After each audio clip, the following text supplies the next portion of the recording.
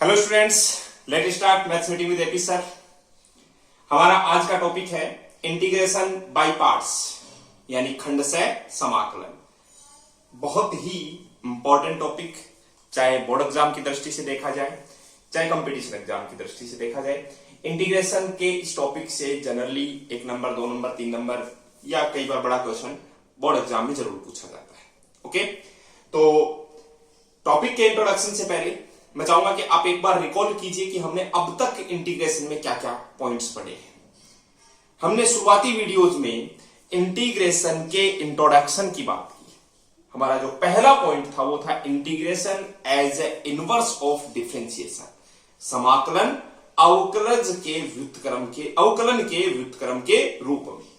वहां पर हमने जो डिफरेंशिएशन में जो फॉर्मूले पढ़े हैं उनके जस्ट अपोजिट फॉर्मूले, जिन्हें हमने स्टैंडर्ड फॉर्मूले कहा, इंटीग्रेशन के पढ़े। ओके, उसके बाद में हमारा पॉइंट आया इंटीग्रेशन बाय सब्स्टिट्यूशन, यानी प्रतिस्थापन द्वारा समाकलन। ओके, उसके बाद में इंटीग्रेशन बाय ट्रिग्नोमेट्रिक आइडेंटिटीज, यानी त्रिकोणमितीय सर्वसमीकाओं के उपयोग द्वारा समाकलन। फिर हमने कुछ पर्टिकुलर फंक्शंस थे, उनके इंटीग्रेशन के बारे में बात की।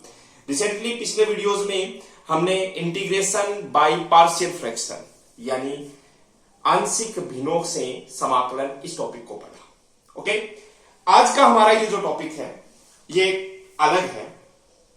मैंने ये सारे पॉइंट्स इसलिए लिए काम में, आपके दिमाग में एक बात आनी चाहिए जो मैंने सामने लिखा है, इसको देख करके भी, या फिर उससे पहले आप ये चीज सोचिए कि हमने अब तक जो भी कंसेप्ट पढ़े हैं उन कंसेप्ट्स में कभी भी दो फंक्शंस को आपस में मल्टीप्लाई करके उनका इंटीग्रेशन कैसे होता है ये नहीं पढ़ा। क्या हम अब तक पढ़े गए कंसेप्ट के बेस पर x sin x इसका इंटीग्रेशन कर सकते हैं? ध्यान दीजिए, यहां पर x और sin x दोनों डिफरेंट नेचर के फंक्शन है। हाँ, हमने ऐसा जरूर पढ़ा है कि जब इंटीग्रेशन में एक फंक्शन हो और साथ में उसका डेरिवेटिव हो मल्टीप्लाई में, या फिर ऐसी स्थिति हो कि डेरिवेटिव ऊपर हो और फंक्शन नीचे हो, और अब आप इसको इंटीग्रेट करते हैं, तो इन स्थितियों में हम क्या करते हैं, fx को t पुट कर देते हैं और इससे ये पार्ट जो है वो क्या बन जाता है, dt बन जाता है। ये बात जरूर की है कि एक फंक्शन और उसका डेरिवेटिव मल्टीप्लाई हो रहे हो या आपस में डिवाइड हो रहे हो, ऐसे केस में हमने इंटीग्रेशन जरूर किए हैं। बट हमने एक इंटीग्रेशन में दो फंक्शन हो और दोनों डिफरेंट नेचर के हो, जैसे x और sin x, दोनों का नेचर अलग है। x को क्या किस में काउंट करोगे, ये एक एल्जेब्रिक फंक्शन है, और sin x कैसा फंक्शन है, ट्रिग्नोमेट्रिक फंक्शन है। एल्जेब्रिक फंक्शन बीजगणितीय फलन, और ये क्या है कि ट्रिग्नोमेट्रिक फंक्शन है। इस केस में अगर आपको इंटीग्रेशन करना हो तो इंटीग्रेशन बाय पार्ट्स का फॉर्मूला हमें अप्लाई करना होता है। क्या होता है इंटीग्रेशन बाय पार्ट्स का फॉर्मूला, ये देखिए सामने आपके लिखा हुआ है। इसमें देखो क्या है, u और v दो फंक्शन है, u और v दो फंक्शन है और इनको हम इंटीग्रेट कर रहे हैं। तो क्या होता है, पहला function u as it is, v का इंटीग्रेशन, ओके, माइनस पहले फंक्शन का डेरिवेटिव अवकलज, दूसरे फंक्शन का इंटीग्रेशन, और फिर जो रिजल्ट आए उसका एक बार फिर से इंटीग्रेशन, और लास्ट में जो आपका इंटीग्रेशन कांस्टेंट होता है c, वो लगा देते हैं पूरा सॉल्व करने के बाद। दिमाग में क्या चीज आई कि हम डिफरेंशिएशन में भी एक फॉर्मूला पढ़ते थे, derivative of u into v is equal to, क्या होता था, पहला एज इट इज, दूसरे का डेरिवेटिव प्लस दूसरा एज इट इज, पहले का डेरिवेटिव। डिफरेंशिएशन में हम ये फॉर्मूला पढ़ के आए हैं। दो फलनों के गुणा का अवकलन कैसे करते थे, एक बार पहला फलन रख दिया, दूसरे को डिफरेंशिएट कर दिया, प्लस दूसरा फंक्शन रख दिया और फिर पहले को डिफरेंशिएट कर दिया। अगर 3 फंक्शन होते हैं गुणा में तो पहले का डिफरेंशिएशन कर देते हैं, दूसरा और तीसरा एज इट इज, फिर दूसरे का डिफरेंशिएशन कर देते हैं, पहला और तीसरा एज इट इज, फिर तीसरे का डिफरेंशिएशन कर देते हैं और पहला और दूसरा एज इट इज। मतलब वो एक चेन रूल आपको मिलता था। ध्यान दीजिए, डिफरेंशिएशन में u और v हम किसी को भी कह देते थे, जैसे u को पहला फंक्शन, v को दूसरा फंक्शन, या इनको मल्टीप्लाई में है इधर उधर लिख दिया, कोई फर्क नहीं पड़ता था। लेकिन इंटीग्रेशन में हमारा पहला ही टारगेट क्या होता है, फर्स्ट और सेकंड फंक्शन डिसाइड करना। ध्यान दीजिएगा, मैंने यहां पर u पर लिखा है 1 और v पर 2, मतलब u हमारे लिए फर्स्ट फंक्शन है और v हमारे लिए सेकंड फंक्शन है। ये u और v को फर्स्ट और सेकंड फंक्शन बताने के लिए एक मेथड काम में लिया जाता है जो आईलेट नाम से हम जानते हैं। I stand for inverse trigonometric function, यानी प्रतिलोम त्रिकोणमितीय फलन। L फॉर लॉगरिथम फंक्शन, लघुगणकीय फलन। A for algebraic function, T for trigonometric function और E फॉर एक्सपोनेंशियल फंक्शन, चरघातांकी फलन। अब कैसे, ये क्या रूल है कि अगर आपको जैसे मान लीजिए ये दे दिया जाए कि अक्स साइन इनवर्स अक्स को क्या करना है, इंटीग्रेट करना है, तो इसमें ये रहा अक्स और ये रहा साइन इनवर्स अक्स। अब देखो साइन इनवर्स अक्स कैसा फंक्शन है, इनवर्स ट्रिग्नोमेट्रिक फंक्शन है, और ये अक्स कैसा फंक्शन है, ये एल्जेब्रिक फंक्शन है। अब आइलेट के सीक्वेंस में आई पहले आता है और ए बाद में आता है, तो इसे पहला फंक्शन और इसे दूसरा फंक्शन कहा जाएगा। आप समझ रहे हैं? इसी प्रकार से जैसे मान लीजिए कभी ये स्थिति आ गई आपके पास में कि log x into sine x.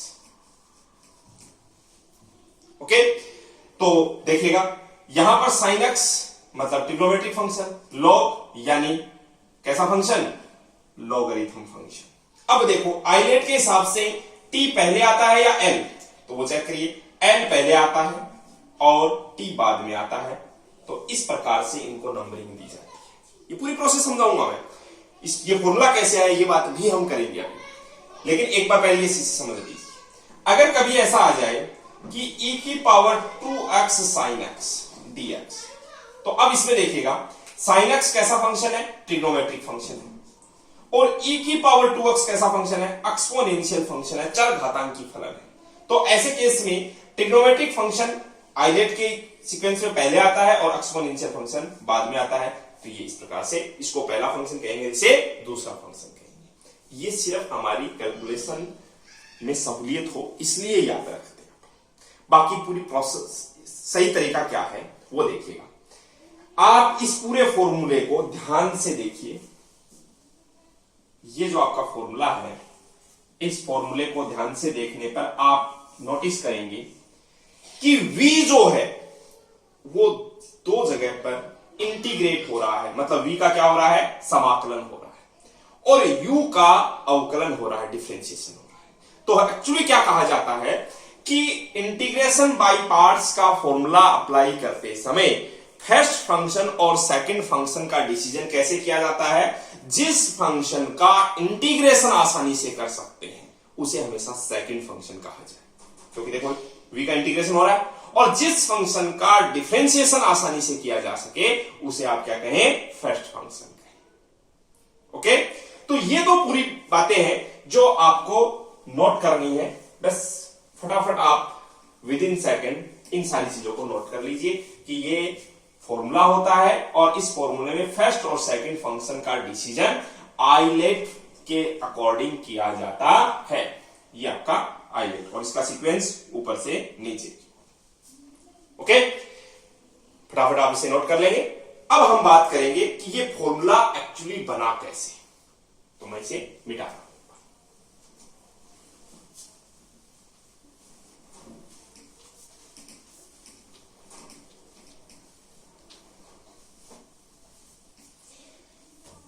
आपने डिफरेंशिएशन में क्या पढ़ा, we know that d by dx u into v is equal to, क्या पढ़ा अभी भी फॉर्मूला मैंने लिखा है,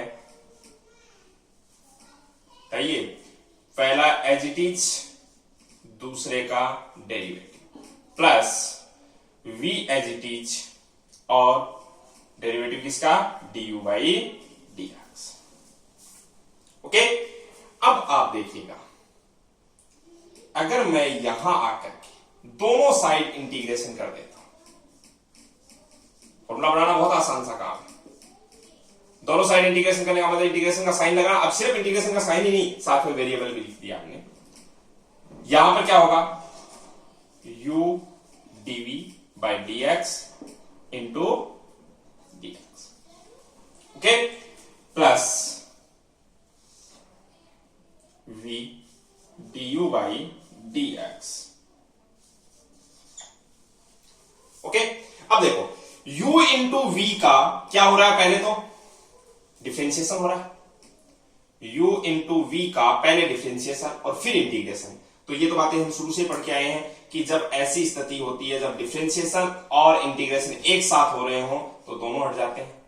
तो u into v is equal to, ये देखिए ये क्या है, integration u dv by dx, इन्हें कैंसिल आउट मत कर दीजिए, प्लस यहां देखेंगे, यहां पर मैं क्या कर रहा हूं, du बाई dx को पहले लिख देता हूं v dx, ओके। अब एक काम किया मैंने, ये पार्ट इधर रख दिया और इसको इस साइड में भेज दिया, तो ये क्या हो गया, u dv by dx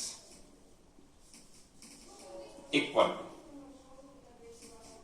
u into v minus integration du by dx into v into dx। क्या किया मैंने, ये वाला पार्ट है इसको इधर भेज दिया, तो ये इसके इक्वल बस ऐसे बच गया, ओके। अब आप यहां आकर के एक सब्स्टिट्यूशन, एक प्रतिस्थापन आपको काम में लेना है, और वो प्रतिस्थापन क्या काम में लेना है देखिएगा।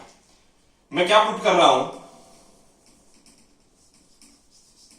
u is equal to f of x, okay, and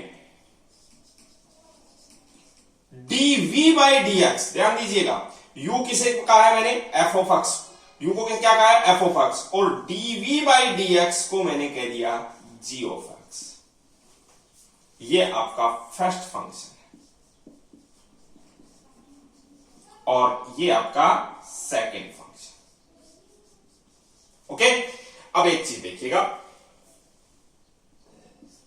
u को आपने कहा है fx, इसका मतलब du by dx is equal to f dash x हो जाएगा, बात समझ रहे हैं। और इधर ध्यान देना, dv बाई dx को हमने कहा है gx, तो v इक्वल टू, सोचो इधर से v कैसे बढ़ेगा, इंटीग्रेशन करेंगे तब, तो v इज इक्वल टू क्या हो जाएगा, g ऑफ x से dx। ध्यान दीजिएगा, dv by dx is equal to gx, मतलब v का डेरिवेटिव क्या है, gx है, तो डेरिवेटिव हटाने के लिए इंटीग्रेशन किया तो v आ गया, दोनों साइड इंटीग्रेशन कर दिया, ये बन गया। ये सब्स्टिट्यूशन अब आपको अप्लाई करना है, कैसे अप्लाई करना है, ध्यान दे, u की जगह पर f ऑफ x और dv बाई dx की जगह पर g of x is equal to u into v, u किसे कहा है आपने, f of x into v को आप रिप्लेस कर सकते हैं क्या, g ऑफ x से dx minus du by dx, इसे हमने कह दिया f डैश x, ओके। और v को आपने कह दिया इंटीग्रेशन g ऑफ x और dx, और इसके देखो v के बाद में बाहर एक और dx है, तो ये dx, जैसे ही इंटीग्रेशन होता है तो इंटीग्रल कांस्टेंट यानी c आपको मिलता है। क्या आप देख पा रहे हैं कि integration first function into second function is equal to, देखो first function as it is, integration of second function minus derivative of first function into integration of second function, और फिर whole integral of product of derivative of first function and a second function, और फिर plus ए सी। तो क्या ये formula बन गया आपके लिए कि दो फंक्शंस के प्रोडक्ट का, दो फंक्शंस के गुणन का समाकलन किस प्रकार से करना आपको, पहला फंक्शन एज इट इज, दूसरे का समाकलन माइनस पहले का अवकलज दूसरे का समाकलन, फिर दोनों का मल्टीप्लाई करेंगे, फिर समाकलन करेंगे और लास्ट में सी। समझ रहे हो? First function as it is, integral of second function minus derivative of first function, integral of second function and then integral of product of them. Okay, और प्लस सी। तो क्या इस प्रकार से आपको वो फंक्शन पूरा फॉर्मूला मिल गया? हाँ या नहीं? तो इस प्रकार से हम देख पा रहे हैं कि ये फंक्शन, अब देखो इसमें जो चीजें हैं वो देखो, u जो था वो डायरेक्ट एक फंक्शन था, v एक फंक्शन नहीं था बल्कि किसी फंक्शन का डेरिवेटिव। देखो यहां पर v जो सेकंड फंक्शन है वो डेरिवेटिव है। इसका मतलब ये है कि हम फर्स्ट फंक्शन किसे कहते हैं? अच्छा, डेरिवेटिव दिया जाए तो उसका इंटीग्रेशन करना आसान होता है, तो फर्स्ट फंक्शन का डेरिवेटिव तो किसी भी फंक्शन का कर सकते हैं, लेकिन सेकंड फंक्शन हम उसको कहते हैं जिसका इंटीग्रेट किया जा सके, या ये कहूं कि सेकंड फंक्शन उसे कहा जाता है जो किसी दूसरे फंक्शन का डेरिवेटिव। बात क्लियर है? अगर फंक्शन डेरिवेटिव होगा तो उसको इंटीग्रेट करना आसान होगा। इसका मतलब सेकंड फंक्शन उसे कहेंगे जो किसी फंक्शन का क्या हो, डेरिवेटिव हो। ओके, तो हमारा जो मेन बात है ये तो फॉर्मूले के डेरिवेशन की बात है। बाकी समझना क्या है, याद क्या रखना है, बहुत इजीली दो फलनों के गुणन का समाकलन बराबर पहला फलन गुणा दूसरे का समाकलन माइनस पहले का अवकलन दूसरे का समाकलन फिर पूरे का वापस समाकलन प्लस सी। ओके, इंग्लिश में बोल देता हूं, integration of the product of two function is equal to first function as it is multiply by integral of second function minus first function का क्या करेंगे, डेरिवेटिव या डिफरेंशिएशन, और सेकंड का इंटीग्रेशन और फिर उनका होल इंटीग्रेशन प्लस सी। Clear है? ये फॉर्मूला आपको याद रखना है integration by parts. Okay, first function और सेकंड फंक्शन किसे कहेंगे इसका डिसीजन आप प्रैक्टिस करेंगे तो अपने आप समझ में आ जाएगी आपको। बाकी रूल बता दिया। आइलेट के सीक्वेंस में जिस फंक्शन का नाम पहले आता है उसे फर्स्ट फंक्शन और जिस फंक्शन का नाम बाद में आता है उसे सेकंड फंक्शन। तो इस आधार पर एक बात क्लियर होगी, अगर कभी आपको इनवर्स ट्रिग्नोमेट्रिक फंक्शन मिलते हैं, आइलेट की बात कर रहा हूं मैं, अगर इनवर्स ट्रिग्नोमेट्रिक फंक्शन जब भी कभी मिलेंगे किसी भी फंक्शन के साथ मिले, चाहे इनवर्स वाले फंक्शन हमेशा फर्स्ट फंक्शन कंसीडर किए जाएंगे। ओके, और एक्सपोनेंशियल फंक्शन e की पावर वाले, e की पावर 2x, e की पावर x, a की पावर x, एक्सपोनेंशियल फंक्शन जब भी किसी फंक्शन के साथ में मिलेंगे तो उन्हें हमेशा सेकंड फंक्शन कंसीडर किया जाएगा। बात क्लियर है? अच्छा, कुछ बातें और हैं जो दिमाग में रखनी है। अगर आपको कहा जाए कि log x का इंटीग्रेशन करना, ध्यान दीजिए, हमने ये तो पढ़ा है कि 1/x का इंटीग्रल log x होता है, लेकिन ये नहीं पढ़ा अब तक कि log x का इंटीग्रल क्या होता है। ओके, अच्छा जी, आपको इनवर्स वालों का इंटीग्रेशन करना है, साइन इनवर्स x dx का इंटीग्रेशन करना है। हमने ये पढ़ा है कि 1/√1 माइनस x स्क्वायर का इंटीग्रल है वो साइन इनवर्स x होता है, बट ये नहीं पढ़ा कि साइन इनवर्स x का इंटीग्रल क्या होता है। इन ऐसे फंक्शंस को भी इंटीग्रेशन बाय पार्ट्स से सोल्व करेंगे। इंटीग्रेशन बाय पार्ट्स से सोल्व करेंगे, दिमाग में क्या आएगा, इंटीग्रेशन बाय पार्ट्स को तब यूज किया जाता है जब दो फंक्शन मल्टीप्लाई हो रहे हो। यहां तो ये सिर्फ log x अकेला फंक्शन है, दूसरा कहां है, बिल्कुल ये रहा दूसरा। ओके, अच्छा, साइन इनवर्स x का करना है, दूसरा फंक्शन कहां है, ये रहा 1 इनके, 1 तो किसी के भी मल्टीप्लाई में माना जा सकता है। तो ऐसे केस में अगर आपको कहा जाए कि log x को इंटीग्रेट करना है, तो चलिए मैं करके दिखा देता हूं। log x को इंटीग्रेट करना है, ये बेसिक फॉर्मूले बन जाएंगे आपके लिए, बाद में याद रखना है डायरेक्ट कंपटीशन एग्जाम के लिए कि log x का इंटीग्रेशन करने के लिए आप क्या करोगे।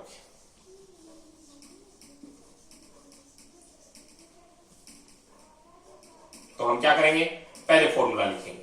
क्या, मैं कुछ शुरुआती क्वेश्चन में फॉर्मूला पूरा लिख रहा हूं बार बार ताकि आपको याद हो जाए कि दो फंक्शन अगर मल्टीप्लाई हो रहे हैं तो इंटीग्रेशन होता है फर्स्ट एज इट इज, दूसरे का इंटीग्रल माइनस फर्स्ट का डेरिवेटिव, सेकंड का इंटीग्रल और फिर होल इंटीग्रल और प्लस सी। ओके, तो अब आप क्या करेंगे यहां आकर के, ध्यान दीजिए। अच्छा, 1 पुट किया मान इसके साथ में, log x के मल्टीप्लाई में हमने क्या लिखा, 1 इंटू log x।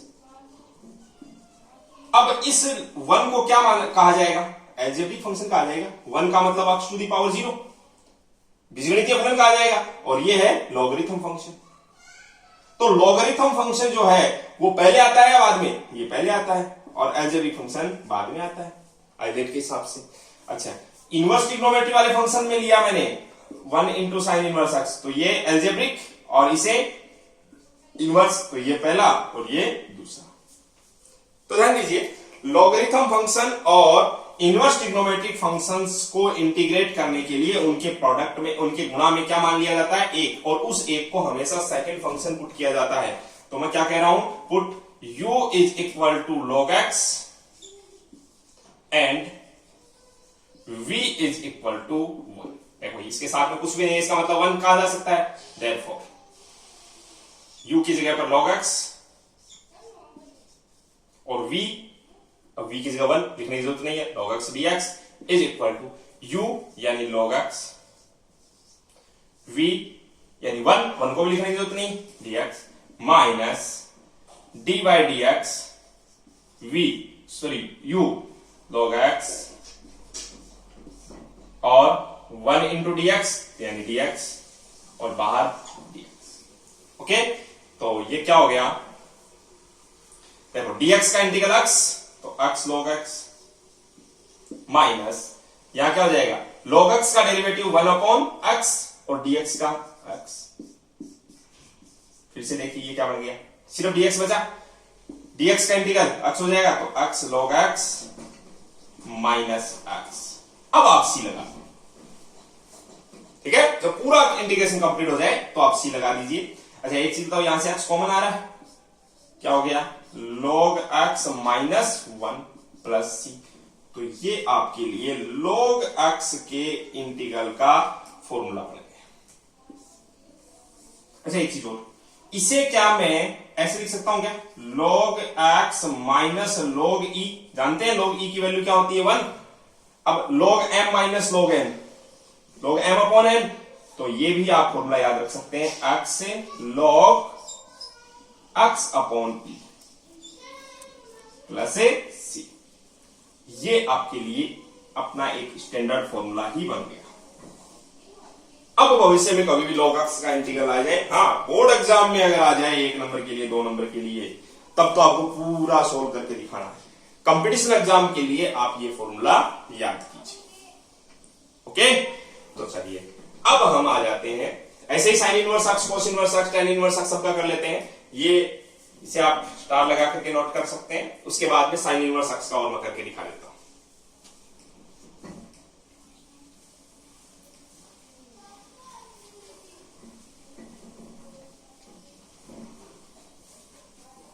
ओके, तो चलिए अगला पॉइंट है साइन इनवर्स एक्स का इंटीग्रेशन कैसे करें।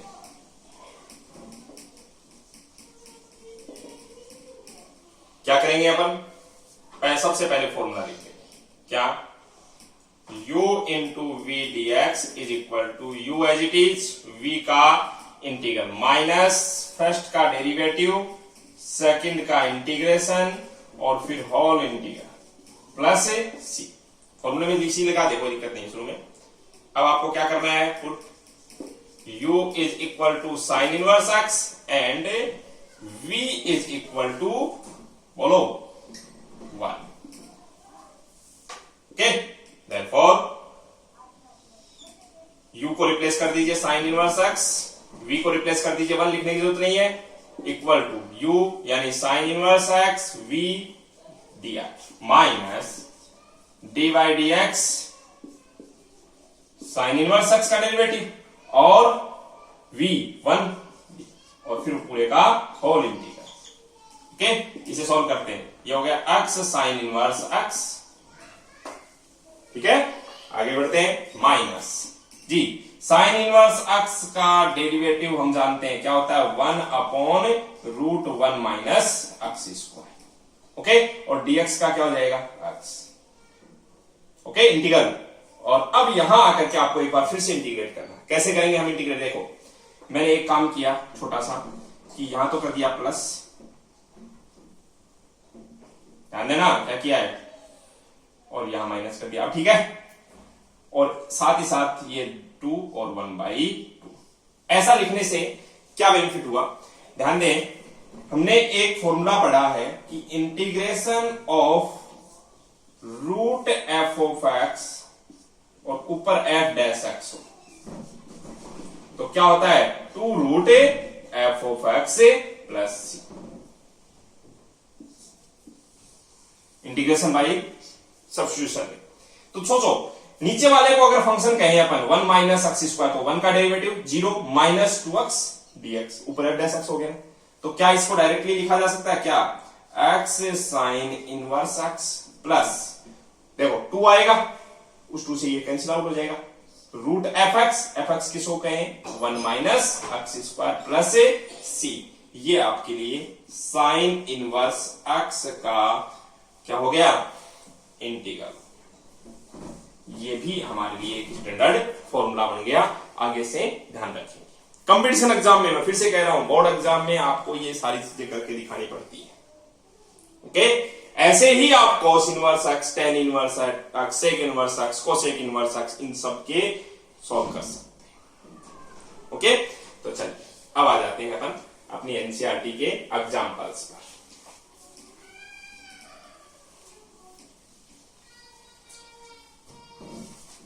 अच्छा, कुछ बातें हैं ध्यान में रखने वाली।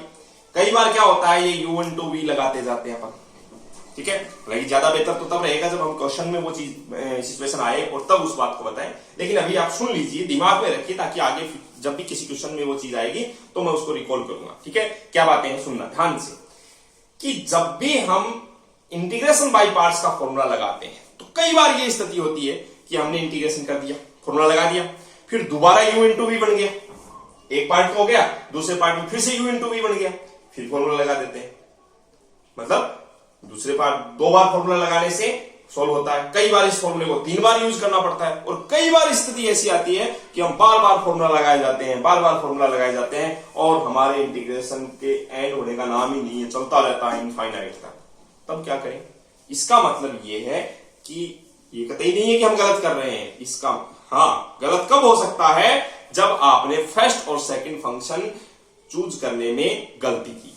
अगर आपने फर्स्ट और सेकंड फंक्शन आइलेट के अकॉर्डिंग सिलेक्ट किए हैं और फिर आप फॉर्मूला लगा रहे हो, बार बार लगा रहे हो, लेकिन आपके इंटीग्रेशन खत्म होने का नाम ही नहीं ले रहा, इसका मतलब यह है कि जो फंक्शन जिसको आप इंटीग्रेट करना चाह रहे हो, जिन 2 फंक्शंस के प्रोडक्ट को आप इंटीग्रेट करना चाह रहे हो, वो फंक्शन इंटीग्रेशन उसका पॉसिबल ही नहीं है। हमने ऐसा नहीं पढ़ा सुना कि कई फंक्शन ऐसे होते हैं जिनका डिफरेंशिएशन पॉसिबल नहीं है। ओके, इसका मतलब कई फंक्शन ऐसे भी हो सकते हैं जिनका इंटीग्रेशन ही पॉसिबल नहीं है। ऐसी सिचुएशन जब आएगी तब वो चीज बता दी जाएगी। ठीक है। अच्छा, दूसरी बात, कई बार क्या होता है, हम इंटीग्रेशन करना शुरू करते हैं, आइलेट का फॉर्मूला, जो ये इंटीग्रेशन बाय पार्ट्स का फॉर्मूला अप्लाई करते हैं, और लास्ट में ऐसी स्थिति आ जाती है कि जहां से शुरू हुए थे वहीं पर वापस पहुंच गए। मतलब जहां से शुरू हुए थे, आई लेके चले थे, उसी पोजीशन पर वापस पहुंच गए, तो उसको वापस आई बोल करके उसको क्या किया जाता है? पक्षांतरण किया जाता है। ये बात अभी दिमाग में रखिए, जैसे ही ये बात यूज आएगी मैं इसको रिकॉल करूंगा। ओके, तो चलिए एक्सरसाइज पर के जो 7.6 है उससे पहले जो एग्जांपल्स दे रखे हैं उन पर बढ़ते हैं। एग्जांपल नंबर 17, ध्यान होगा हमने 16 एग्जांपल जो है वो ऑलरेडी सॉल्व कर चुके हैं। इस कंसेप्ट पर शुरू होता है एग्जांपल नंबर 17, और एग्जांपल है x cos x dx। तो चलिए शुरू करते हैं। x cos x dx, यहां पर अगर मैं आपसे बात करूं कि x कैसा फंक्शन है, बताइए x कैसा फंक्शन है? एलजेब्रिक फंक्शन है, यानी बीजगणितीय फलन है। और cos x कैसा फंक्शन है? ट्रिगोनोमेट्रिक फंक्शन, यानी त्रिकोणमितीय फलन है। अब आइलेट के हिसाब से देखा जाए तो आई एल ए पहले आता है, और t बाद में आता।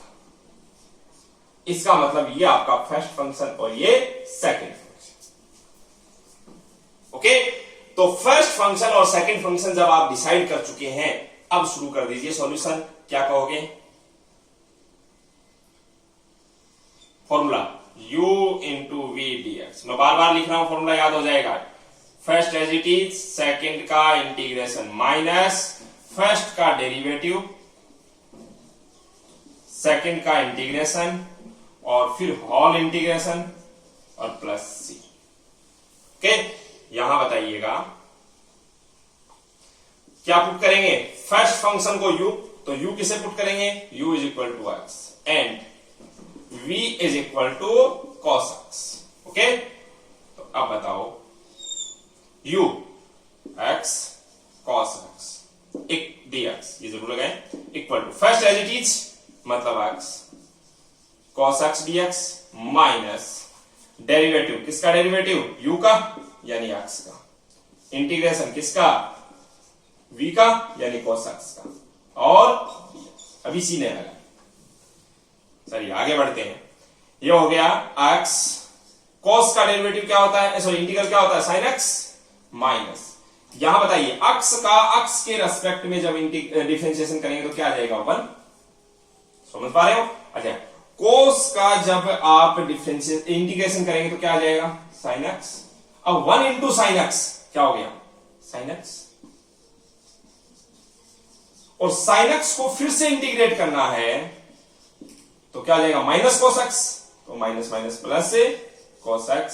अब सी लगा दीजिए, ये आपका आई हो गया। बात समझ रहे हैं? इसे आप चलिए चेक करते हैं, क्या इसको डिफरेंशिएट करने पर, इसका अवकलन करने पर आपको वापस x cos x मिलेगा? देखो देखें, अब डिफरेंशिएशन कर रहा हूं, x cos x first as it is, sine का डेरिवेटिव क्या होता है? cos x plus sin x as it is, x का x के रेस्पेक्ट में डिफरेंशिएशन करेंगे तो 1 और प्लस cos x है, cos x क्या होता है? Minus sin x। ये कैंसिल आउट हो गया, क्या बच गया? x से cos x। इट मींस हमने जो किया वो क्या किया है? सही किया। ओके, चलिए इसे आप नोट कर लेंगे और आगे बढ़ते हैं example number 18। Example number 18।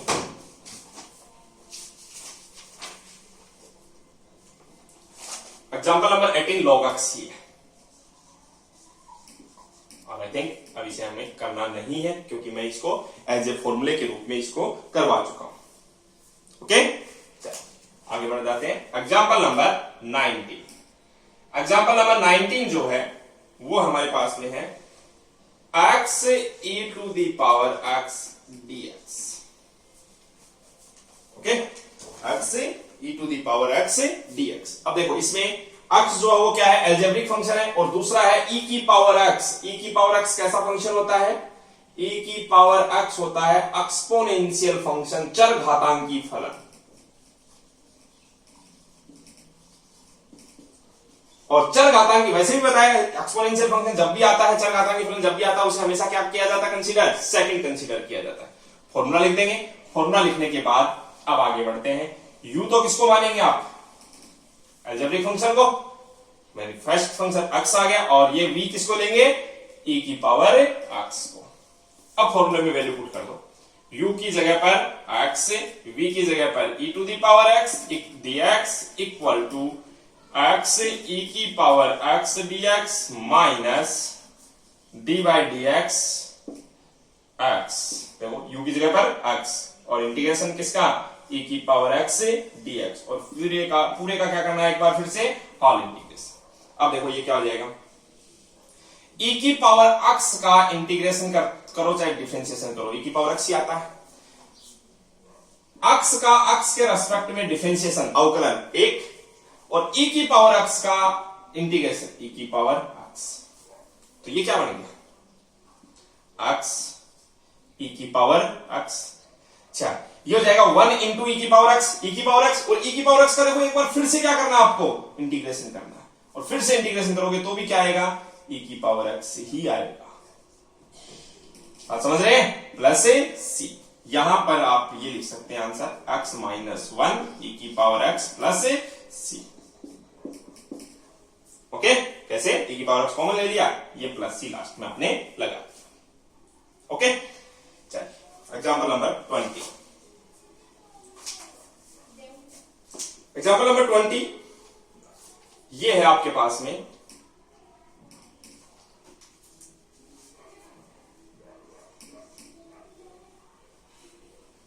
x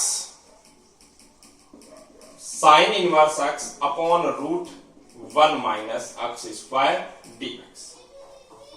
okay, चलिए इसे सॉल्व करते हैं।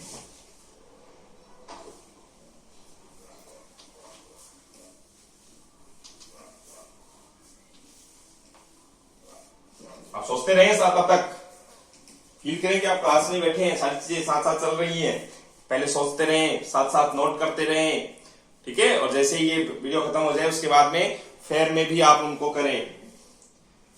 चलिए शुरू करते हैं। क्या आपको इस क्वेश्चन में कुछ अलग नजर आ रहा है? अगर ये x साइन इनवर्स होता तब कोई दिक्कत नहीं थी, बट यहां स्थिति ये आ गई कि मैं ऐसे लिख रहा हूं इसको, x sine inverse x into 1 upon root 1 minus x square dx। Clear है? ऐसा क्यों लिखा? ताकि आप इस कंसेप्ट को यूज करें। उससे पहले एक कंसेप्ट यूज आ रहा है, क्या? सब्स्टिट्यूशन, प्रतिस्थापन। क्या पुट करने जा रहे हैं अपन? Sine inverse x is equal to t put कर रहे हैं। अगर हम ऐसा पुट करते हैं तो क्या आपको 1 upon root 1 minus x square dx is equal to dt मिलेगा कि नहीं मिलेगा? तो इसका मतलब ये पूरा पार्ट क्या हो गया? dt हो गया। और साइन इनवर्स x क्या हो गया आपके लिए? t। लेकिन ध्यान दीजिए हमारे पास में x भी है, तो x भी है, उसके लिए हम क्या करते हैं? यहां से सहायता लेते हैं। क्या है? देखो, sine inverse x is equal to t, it means x is equal to sine t। यानी ये जो x है ये क्या बन जाएगा आपके लिए? Sine t। समझ पा रहे हैं? ये इनवर्स फंक्शन है, उधर चला गया तो साइन t। जैसे ही ये काम हुआ, अब आप बताइए कि आपका इंटीग्रल क्या बनेगा। देखो, x की जगह पर पुट कर देंगे साइन t, इसकी जगह पर t, तो t साइन t। ओके, और ये पूरा का पूरा क्या बन गया? dt। अब आप ये सोचो, ये लिखा हुआ x sine x dx। Simple. इसमें दो पार्ट है, एक तो है t और एक है साइन t। अब t को किसमें काउंट करेंगे हम? इसे काउंट करेंगे हम एलजेब्रिक फंक्शन, यानी बीजगणितीय फलन में, और इसे ट्रिगोनोमेट्रिक फंक्शन। अब देखो, एलजेब्रिक फंक्शन आइलेट के हिसाब से पहले आएगा और ट्रिगोनोमेट्रिक फंक्शन बाद में आएगा।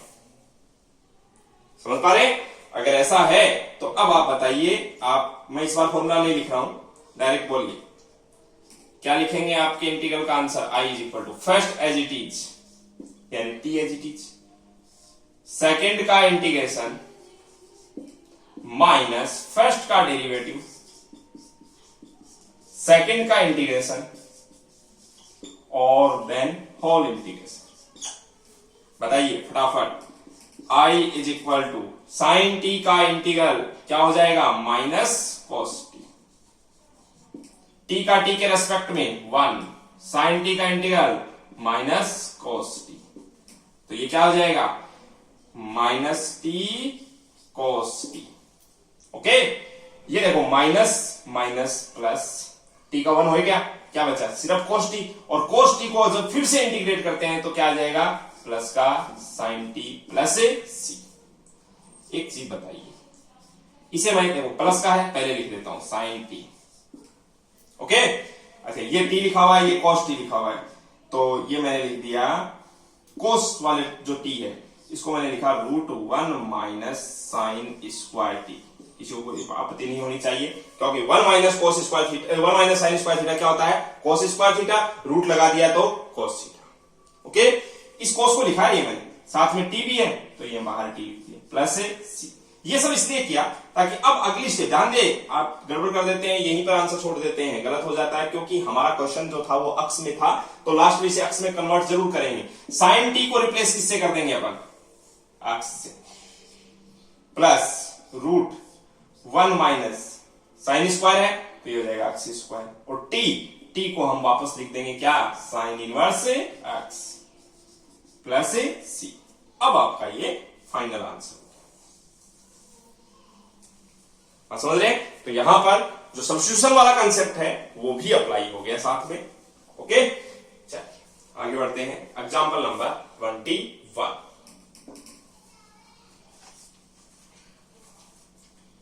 एग्जांपल नंबर 21 है e की पावर x sin x।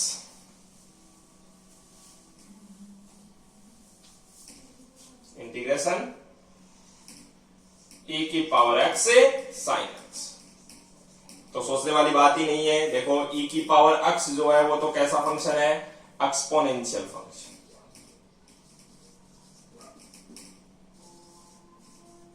और sin x कैसा फंक्शन है, ट्रिग्नोमेट्रिक फंक्शन।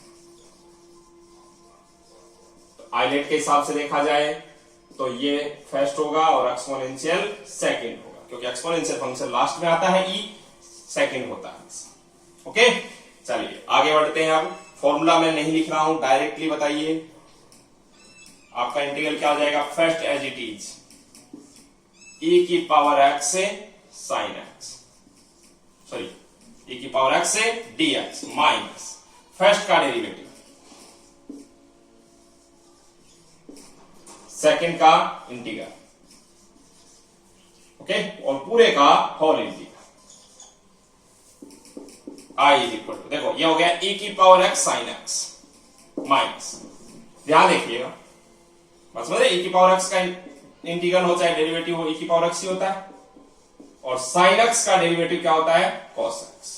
तो ये क्या बन गया आपके पास में, पहले इसको लिख देता हूं, e की पावर x से cos x d। ध्यान दीजिए, अब आप यहां पर देखो दो फंक्शन आ गए फिर से हमारे पास में कौन कौन है, एक तो है e की पावर x और एक है cos x। तो e की पावर x तो वही एक्सपोनेंशियल फंक्शन, और ये ट्रिगोनोमेट्रिक फंक्शन, ये हमेशा सेकंड होता है और ये फर्स्ट आता है। ओके, अब बताओ एक बार फिर से यहां पर आपको क्या करना है, आइलेट यानी ये सॉरी इंटीग्रेशन बाय पार्ट्स का फॉर्मूला अप्लाई करना है। ये देखो क्या हो गया, e की power x sin x minus, यहां फिर से अप्लाई कर रहा हूं, फिर से कैसे अप्लाई होगा, फर्स्ट एज इट इज यानी cos x as it is, e की power x dx minus first का डेरिवेटिव, इसका cos x का डेरिवेटिव, और e की पावर x यानी सेकंड का इंटीग्रेशन, और फिर पूरे का होल इंटीग्रेशन। ओके, चलिए आगे बढ़ते हैं। i is equal to e की power x sin x minus, ध्यान दें e की पावर x का इंटीग्रेशन क्या होगा, e की पावर x, cos x का डेरिवेटिव क्या होगा, माइनस sin x, और e की पावर x का इंटीग्रेशन e की पावर x, तो ये क्या हो गया, माइनस e की पावर x से cos x। ध्यान देना, माइनस माइनस, ये वाला माइनस ये वाला माइनस प्लस हो गया, लेकिन बाहर अंदर एक और माइनस है, तो ये क्या हो गया फाइनली, माइनस e की पावर x से sin x dx। ध्यान दीजिए, जहां से हम शुरू हुए थे, किससे शुरू हुए थे, e की पावर x sin x, वो का वो वापस आ गया।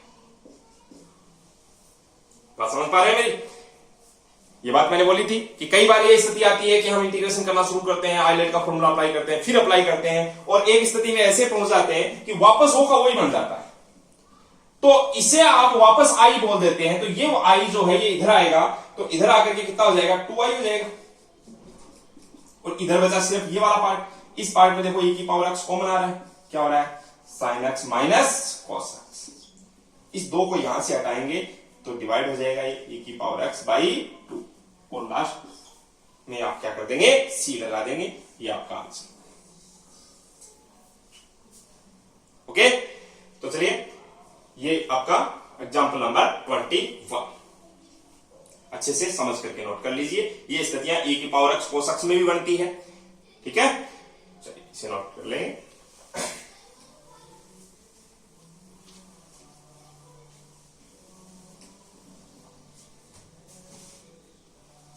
एक और इंपॉर्टेंट कंसेप्ट है, पहले उस कंसेप्ट को समझेंगे कि जब स्थिति ये हो e की पावर x के साथ में एक फंक्शन हो और उसका डेरिवेटिव हो, e की पावर x के साथ में क्या हो, फंक्शन हो और उसका डेरिवेटिव हो, तो ऐसे केस में आपका डायरेक्ट आंसर क्या होता है, e की power x f of x plus c। कैसे देखिएगा, क्या कर रहा हूं मैं, जिस इंटीग्रेशन को सॉल्व करना उसे मैं i मान लेता हूं।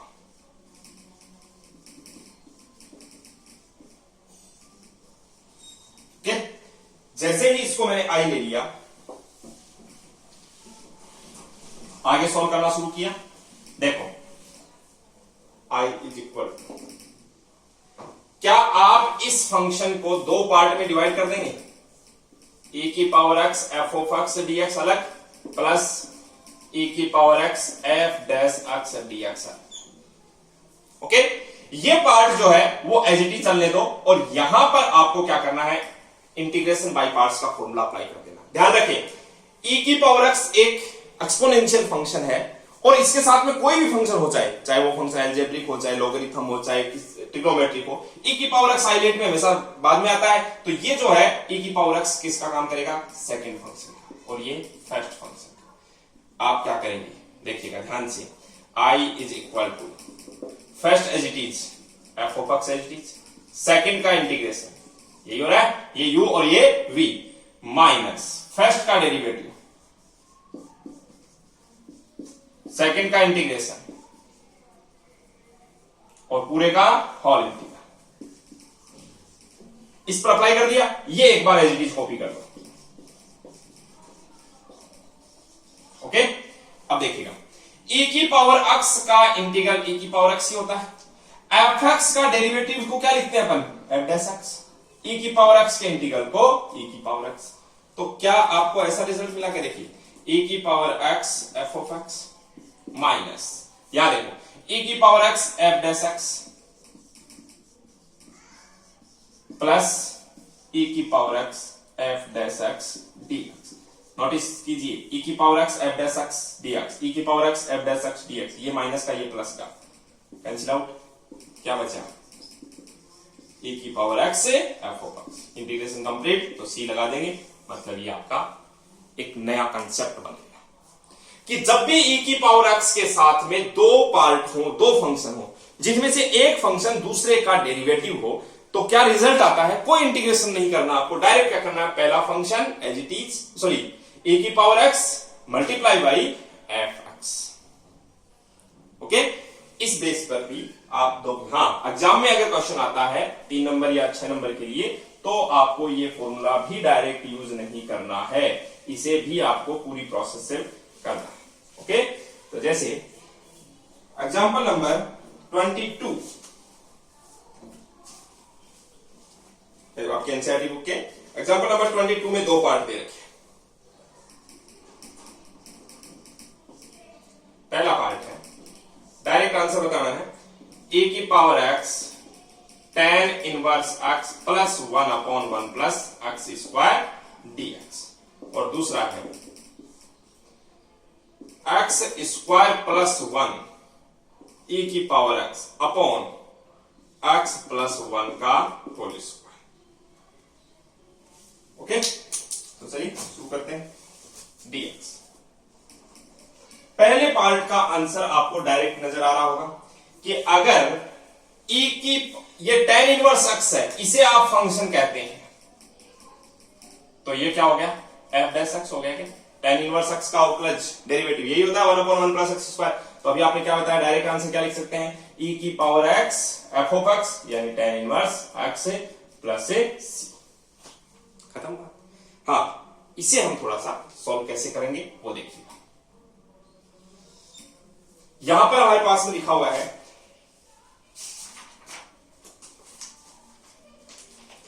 x स्क्वायर प्लस 1, ओके, और नीचे है x प्लस 1 का होल स्क्वायर। क्या किया जा सकता है, बहुत ही समझदारी से देखो, ये जो लिखा हुआ है x स्क्वायर प्लस 1, इसमें मैंने क्या किया, 1 ऐड कर दिया और 1 माइनस कर दिया।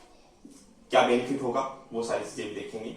बाहर e की पावर x है और नीचे है x प्लस 1 का होल स्क्वायर dx। पूरा ध्यान रखेंगे, समझ जाओ। पहले और चौथे स्टेप से ये बना x स्क्वायर माइनस 1, क्या मैं इसको x प्लस 1 x माइनस 1 लिख सकता हूं, x स्क्वायर माइनस 1, और इन दोनों से क्या बना 2 अपॉन x प्लस 1 का होल स्क्वायर, और इन सब के साथ में कौन है e की पावर x से dx। अब देखो इस e की पावर x को मैं पहले लिख लेता हूं, लिख लिया। अब देखो इससे जब डिवाइड करेंगे तो ये क्या बनेगा, x प्लस 1 का एक पावर कैंसिल हो जाएगी, क्या हो जाएगा x minus 1 upon x plus 1 plus यहां पर ये हो जाएगा 2 अपॉन x प्लस 1 का होल स्क्वायर। इस स्टेप पर पहुंच करके आप देखना कि अगर ये फंक्शन है तो डेफिनेटली ये क्या होगा f डैश से x। u अपॉन v का फॉर्मूला लगा करके इस फंक्शन को डिफरेंशिएट करोगे, अवकलन करोगे तो आपको ये रिजल्ट मिलेगा।